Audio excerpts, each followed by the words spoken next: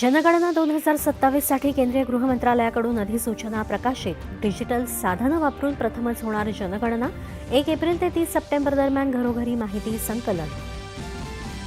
आगामी महापालिका निवडणुकांसाठी सत्ताधारी आणि विरोधी पक्षांचाही प्रचार आता रंगात आला आहे.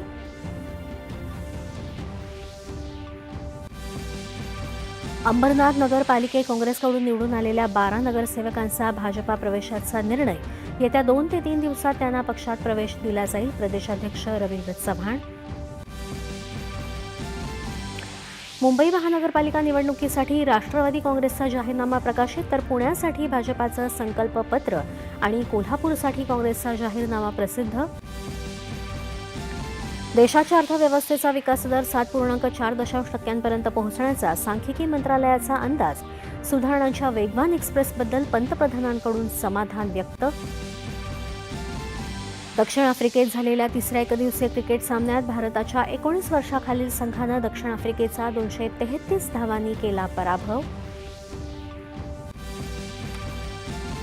आणि ज्येष्ठ पर्यावरण तज्ज्ञ डॉक्टर माधव गाडगीळ यांचं प्रदीर्घ आजारानं पुण्यात निधन.